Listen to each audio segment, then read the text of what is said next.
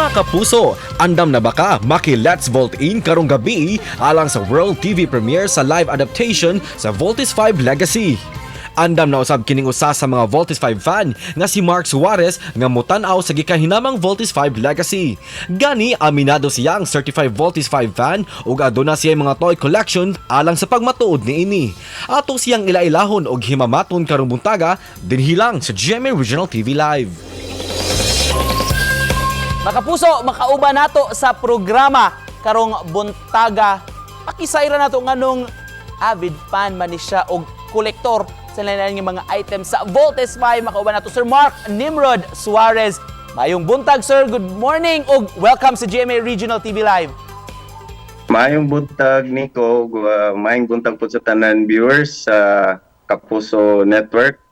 Viewers, especially viewers na to dire sa Cebu City, Region 7, Siquijor, and as far as Eastern Visayas. Mayong buntag. Thank you so much for joining us this morning, Sir Mark. Og we learned nga dugay-dugay na kuno ka nagsugod ay og collect fan gyud ay ka sa Voltes 5. Kano sa maning tuiga nakasugod ka? Dako.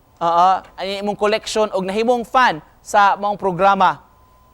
Actually, Sir Nico, as far way back I can remember, elementary pa ko.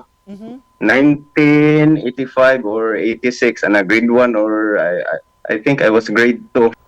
How has your collection grown through the years, Sir Mark? Unsa man kanang ma-hook jud ka og dunay bag-o nga item imong paliton? Yes. Regalo ba puding uban? Yes.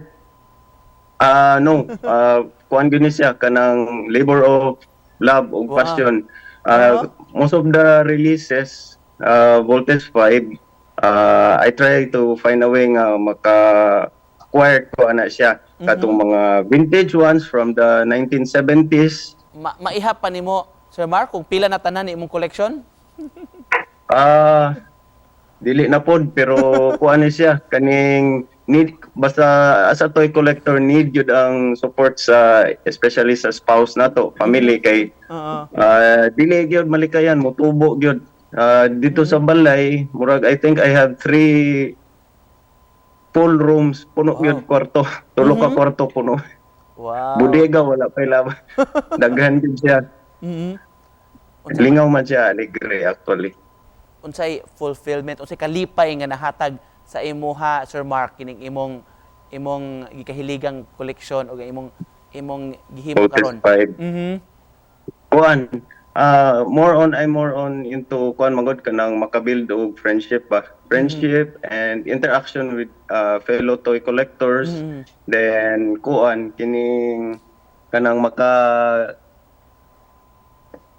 establish ka og new friends. Unsay imong initial reaction when you learned nga GMA was doing a kining TV adaptation sa Voltes 5 para sa bag-ong henerasyon karon nga makakita sa ani? Yes. Initially excited kayo ko ani kay first nag-send ang Kapuso Network og teaser murag 3 years ago man siguro to. 3 years ago way before pa niya. Medyo dugay ba. So kuan kayo siya. It's very exciting. Then later on I found out nga this is done in collaboration with Toei. Then ang katong original licensee diri sa Philippines katong Telesuccess.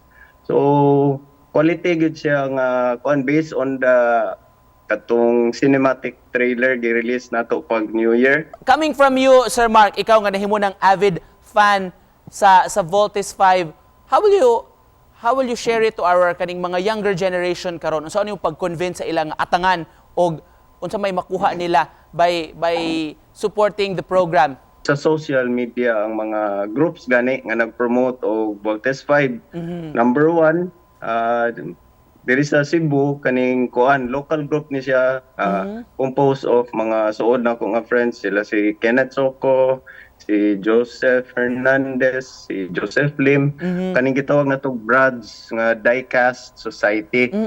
Then another group that I manage is kaning Vintage DX Voltes 5 Collection.